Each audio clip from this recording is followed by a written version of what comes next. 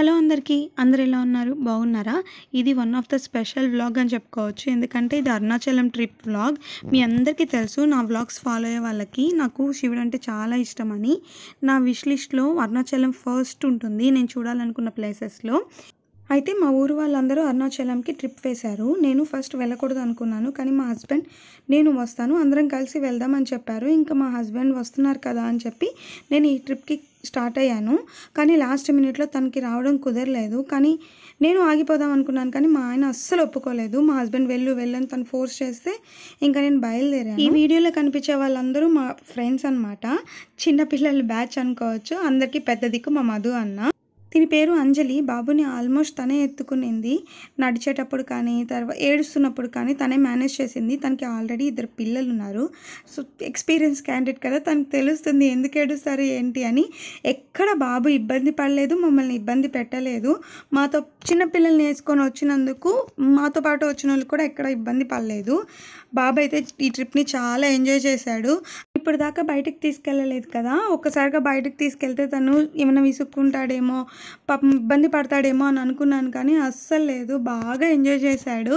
మేము సండే నైట్కి స్టార్ట్ అయ్యాము. సండే నైట్కి స్టార్ట్ అయ్యి డైరెక్ట్గా మేము కాట్పాడుకి వెళ్ళి కాట్పాడు నుంచి అరుణాచలం వెళ్ళాము. బాబుకి ఆల్మోస్ట్ బాబుని పడుకోబెట్టడానికి ట్రై చేశాము. ట్రైన్లో వెళ్ళాం కాబట్టి ఉయ్యాలు కట్టడానికి మాకు ఆప్షన్ ఉండింది. చక్కగా ఉయ్యాలు కట్టి ఉయ్యాల్లో పడుకోబెట్టాము. ఎక్కడ అసలు మేము ఒంగోలు నుంచి అరుణాచలం పోయేదాకా ఎక్కడా విసుక్కోలేదు. మార్నింగ్ కల్లా మేము అరుణాచలం రీచ్ అయిపోయాము. అరుణాచలం చూడంగానే ఆ వైబ్రేషన్ ఉంది చూసారా, అది చాలా ఆనందం అనిపించింది నాకు. సడన్గా అనుకున్న ట్రిప్ కాబట్టి ముందే రూమ్స్ కానీ ట్రైన్ టికెట్స్ కానీ ఏవి బుక్ చేసుకోలేదు. అన్నీ అప్పటికప్పుడే ప్లాన్ చేశారు. ఇక్కడ ఉన్నాడు, పైగా బాబీ కూడా ఉన్నాడు. బాబీ అన్నిటికన్నా బడ్జెట్లో తీసుకెళ్ళడానికి పర్ఫెక్ట్ జెంటిల్మెన్ అనమాట. కనిపించేవాడే బాబీ. తన్ని కళ్ళు మూసుకొని నమ్మి వెళ్ళొచ్చు, అంత పర్ఫెక్ట్గా బ్యాలెన్స్ చేస్తాడు. మేము ఒక దగ్గర గుడి దగ్గర దిగంగానే మేము ఒక దగ్గర వెయిట్ చేసాము. అన్న బాబీ ఇద్దరు వెళ్ళి రూమ్స్ ఎక్కడో బాగున్నాయని చూసి మాకు చెప్పిన తర్వాత మేము ఇంకా రూమ్ దగ్గరికి బయలుదేరాము. అయితే మేము ఆటో దిగిన దగ్గరికి రూమ్కి కొంచెం దూరం ఉండింది. ఆల్మోస్ట్ 500 మీటర్స్ అనుకోండి. ఆ 500 మీటర్స్కి కూడా మేము నడుచుకుంటూ వెళ్ళామన్నమాట. అక్కడ కూడా అంజలినే మోసింది వాడిని పాపం. ఇది గుడి ఫ్రంట్ వ్యూ, రాజగోపురం వ్యూ ఉంటుంది కదా అక్కడ. అంటే గిరి ప్రదక్షిణ స్టార్ట్ చేసే వాళ్ళు కూడా ఇక్కడ నుంచి స్టార్ట్ చేసి మళ్ళీ ఇక్కడ ఎండింగ్కి వస్తారనమాట. అక్కడైతే వ్యూ చాలా బాగా అనిపించింది. ఒక సెకండ్ నుంచొని మేము ఫొటోస్ తీసుకొని తర్వాత రూమ్కి వెళ్ళి ఆ తర్వాత అక్కడి నుంచి టిఫిన్ చేయడానికి వెళ్ళాము. మా యూత్ బ్యాచ్ని పరిచయం చేస్తాను. సాయి, బాబీ, వాసు, జోయల్, ఫరీదా, కనిపించేది వంశీ, అలేఖ్య, పృథ్వీ, బాలాజీ. అయితే అందరికన్నా ఇక్కడ కనిపిస్తున్నాడు చూసారా వాసు కొంచెం అందరికన్నా లాంగ్ డిస్టెన్స్లో ఉంటాడనమాట జాబ్ వైజ్గా. వాసు వచ్చినప్పుడల్లా ట్రిప్స్ ప్లాన్ చేసుకుంటూ ఉంటాడు. బాబీ ఏమో ఎవరికేం కావాలి అని చూసుకుంటూ ఉన్నాడు. ఫరీదా పక్కన ఉండేది జగదీష్. బాబుని చాలా వరకు జగదీష్ ఎత్తుకున్నాడు మేము మొయ్యలేనప్పుడల్లా.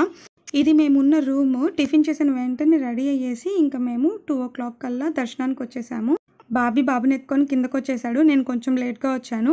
ఇక్కడ మా ఫ్యామిలీ అంతా అందరూ మీకు హాయ్ చెప్తారు, ఒకసారి చూడండి. హాయ్ చెప్పు. హాయ్ చెప్పు.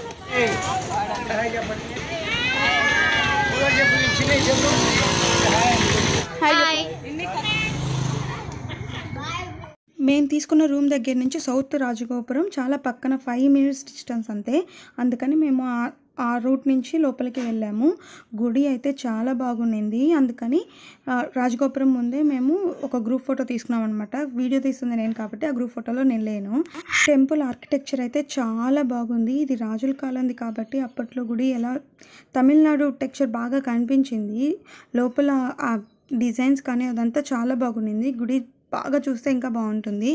మేము క్యూ లైన్లో వెళ్ళేటప్పుడు బాబు బాగానే ఉన్నాడు. కాకపోతే క్యూ లైన్ మధ్యలో వాడికి ఆకలేసింది అనమాట. ఇంకా నేను, అమ్మ, ఫరీదా ముగ్గురం ఆగాము. నేను వాడికి ఫీడ్ ఇచ్చేదాకా వాళ్ళు ఆగారు. మిగతా వాళ్ళందరినీ పంపించేసాము, వాళ్ళు ముందు వెళ్ళిపోయారు. అందుకే మాకు ముగ్గురికి కొంచెం లేట్ అయింది, వాళ్ళకి కొంచెం ఫాస్ట్గా దర్శనం అయిందనమాట. కాకపోతే మేము కొంచెం వెయిట్ చేయాల్సి వచ్చింది దర్శనానికి. క్యూ లైన్ పెరిగిపోయింది మేము వచ్చేటప్పటికి. అయితే వీళ్ళు మా కోసం వెయిట్ చేశారు, గుడి లోపలే కూర్చొని ఉన్నారు మా దర్శనం అయిపోయేదాకా. దర్శనం అయితే చాలా బాగా జరిగింది. మేము వెళ్ళింది మండే కాబట్టి కొంచెం జనాలున్నారు. అదే కనుక మిగతా వీక్ డేస్‌లో వెళ్తే ఇంకా బాగా దర్శనం అవుతుంది. ఎక్కువ సేపు మనం దేవుడిని చూడొచ్చు. దర్శనం చేసుకొని బయటకొచ్చిన తర్వాత బాబుకి మళ్ళీ ఫీడ్ ఇచ్చాము. ఎందుకంటే నేను ఎక్కువ ఫీడ్ ఇవ్వలేకపోయాను. క్యూ లైన్‌లో ఉన్నాను కదా! అందుకని మళ్ళీ తర్వాత కాసేపు కూర్చొని ప్రాపర్‌గా బాబుకి ఫీడ్ ఇచ్చి ఆ తర్వాత మేము బయటకొచ్చాము. ఈ రీల్ నిన్న చేశాను. చాలా బాగా అనిపించింది. ఎంతమంది నిన్నటి రీల్ చూసారో చెప్పండి. షార్ట్‌లో చాలా బాగా అనిపించిందనమాట. మేమైతే ఎంత నవ్వుకున్నామో ఆ షార్ట్ చూసి. తర్వాత మేము అక్కడి నుంచి మార్నింగ్ నుంచి ఏం తినలేదు. అంటే మార్నింగ్ టిఫిన్ చేసాము అంతే. ఇంకా మాకు లంచ్ చేయడానికి టైం లేదు. ఇంక అందుకని ప్రసాదం తినేసి ఆ తర్వాత మేము లంచ్ చేద్దాం అనుకున్నాము. కానీ మాకంత టైం కూడా లేదు. ఈ ప్రసాదంతోనే సరిపెట్టుకున్నామనమాట. ప్రసాదం పులిహోర అయితే చాలా బాగుండింది. ఇట్లాంటి లాంగ్ డిస్టెన్స్ గుళ్ళకొస్తే మనకి ఫొటోస్, వీడియోస్ మ్యాండేటరీ కదా! అంటే గుర్తుంటుంది మనం వెళ్ళాము, అంత మంచి గుడి చూసాము అని. దానికోసం మేము ఖచ్చితంగా ఫొటోస్, వీడియోస్ తీసుకుందాం అనుకున్నాను బాబుతో. కానీ బాబు కొంచెం సహకరించలేదనమాట. వాడు క్యూ లైన్‌లో ఎక్కువ జనాలున్నారు కదా! ఆ జనాలను చూసి వాడు కొంచెం క్రాంకీ అయ్యాడు అప్పటికి. అందుకని వాడికి పైగా నిద్రపోయే టైం కదా! అందుకని వాడు ఎక్కువ నిద్రపోతూ ఉన్నాడు. అందుకే నేను పెద్ద వీడియోస్ తీసుకోలేదు.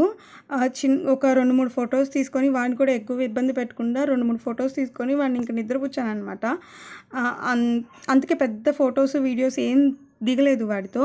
ఇంక మేము గ్రూప్ ఫోటో దిగుదామా అంటే ఎక్కడ ఒక్కళ్ళు కదిలితే కదా! అప్పటికి మధు అన్న అందరినీ లాక్కొస్తూ ఉన్నాడనమాట. రండిరా రండిరా అని లాక్కరంగా ఒక గ్రూప్ ఫోటోకి పోజెస్ ఇచ్చారు మా వాళ్ళు. ఇది మా బాయ్స్ టీమ్. ఎప్పుడైనా మీకు ప్రాపర్‌గా వీళ్ళందరినీ పరిచయం చేస్తాను. అయితే వీళ్ళందరూ 18 to 25 ఇయర్స్ మధ్యలో ఉంటారనమాట. మంచి హైపర్ యాక్టివ్ పిల్లలు. అక్కడి నుంచి ఇంక గుడి బయటకొచ్చాము. అంటే ఇంక గుడి నుంచి బయటకొచ్చి ఇంక వెంటనే మేము అప్పటికి ఆల్మోస్ట్ 5 అవుతుంది. ఇంక వెంటనే మేము గిరి ప్రదక్షిణ స్టార్ట్ చేసాము. గిరి ప్రదక్షిణ స్టార్ట్ చేసే ముందు మనం కర్పూరం వెలిగించి ఆ తర్వాత మనం గిరి ప్రదక్షిణ స్టార్ట్ చేయాలి. అయితే నేను గిరి ప్రదక్షిణకి బాబుని తీసుకెళ్ళలేదు. వాడికి ఇంకా మార్నింగ్ నుంచి అప్పటికే మనం బాగా నలిపేసాం బాబుని. ఇంక గిరి ప్రదక్షిణకి కూడా అయితే పట్టుకోవడానికి ఉన్నారు పిల్లలు. మేమంతా ఉన్నాం కానీ వాడిని ఆ టైంలో తిప్పడం మంచిది కాదు అని చెప్పి మేము అమ్మని రూమ్‌కి పంపించేసాము బాబుతో. ఇక్కడ ఫస్ట్ శివలింగం వస్తుంది కదా! ఇంద్రలింగం. ఇక్కడ మాత్రమే నేను బాబుని తీసుకెళ్ళాను లోపలికి. కనీసం ఒక్క గుడికైనా తీసుకుపోయి దర్శనం చేపిద్దాంలే అని చెప్పి ఇక్కడికి మాత్రం బాబుని తీసుకొని పోయాము. గిరి ప్రదక్షిణ 14 కిలోమీటర్స్ ఉంటుంది కదా! మొత్తం ఆ డిస్టెన్స్‌లో మనకి 8 శివలింగాలు కనిపిస్తాయి అనమాట. మేము ఇది సెకండ్ దగ్గర అగ్నిలింగము. అక్కడికి వచ్చేసరికి ఆల్మోస్ట్ అప్పటికే నా ఎనర్జీ డౌన్ అయిపోయింది. స్టార్ట్ అయ్యేటప్పుడే చెప్పాడు మా హస్బెండ్, "నువ్వు నడవలేవు, వద్దు నడవద్దు" అని. నేను మాత్రం బాగా ఫోజులు కొట్టాను. నడిచేదైతే నేను ఈజీగా నడవగలను అని. ఒక 1 కిలోమీటర్ మాత్రం బాగా ఊపుగా నడిచాను. దాని తర్వాత 2 కిలోమీటర్ వచ్చేసరికి నా వల్ల కాలేదు. అప్పటికి సాక్సెస్ వేసుకున్నాను, ప్రాపర్గా చిన్నగా నడుస్తున్నాను. కానీ నా వల్ల అయితే కాలేదు. బ్రేక్స్ తీసుకున్నాము. తర్వాత ఇక్కడ మేము జస్ట్ 2 కిలోమీటర్స్ నడిచాము అంతే ఇక్కడికి. అప్పటికి మేము ఒక స్టాపింగ్ వేసాము బాగానే. అప్పటికి అలసిపోయామనమాట. ఇక్కడికి వచ్చేసరికి నా ఫీలింగ్ ఏంటంటే ఒక 4-5 కిలోమీటర్స్ నడిచేసామేమో అని. 14 కిలోమీటర్స్లో అప్పటికి మేము నడిచింది 2 కిలోమీటర్సే. కానీ అప్పటికి చూడండి అందరికీ ఒక్కొక్కరికి ఎలా చెమటలు పట్టాయో. పాపం మా వల్ల ఈ బాయ్స్ బ్యాచ్ అంతా ఆగి మధ్యలో బ్రేక్స్ తీసుకోవాల్సి వచ్చింది వాళ్ళకి కూడా. మేమైతే ఒక 2 అవర్స్లో నడిచేసేవాళ్ళము. ఇప్పుడైతే 8 అవర్స్ పట్టింది అని. కానీ ఫ్యామిలీతో వస్తే ఆ మాత్రం ఉంటుంది కదా వెయిటింగ్.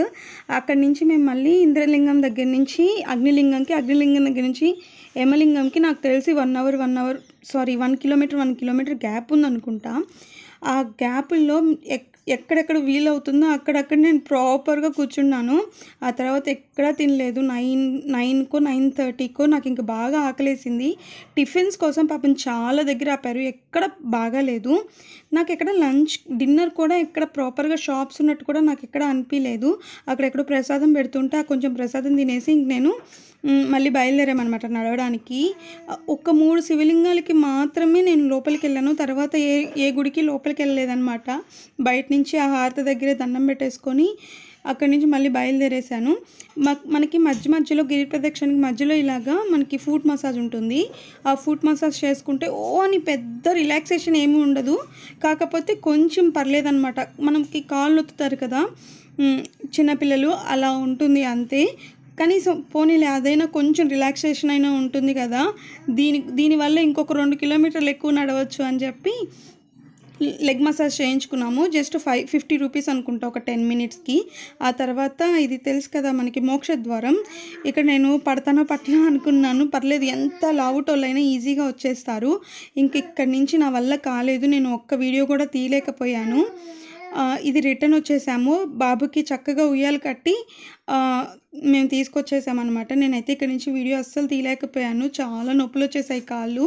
సో ఇది నేను అరుణాచలం ట్రిప్ ఇలా ఎంజాయ్ చేశానన్నమాట. మీకు నచ్చితే ప్లీజ్ నా వీడియోస్ని సబ్స్క్రైబ్ చేసుకొని లైక్ చేసి చూడండి. ఇంకా మంచి మంచి వీడియోస్ పెట్టడానికి ట్రై చేస్తాను. సో ఈరోజు వీడియో అయితే ఇది. Please like, share and subscribe. Until then keep smiling.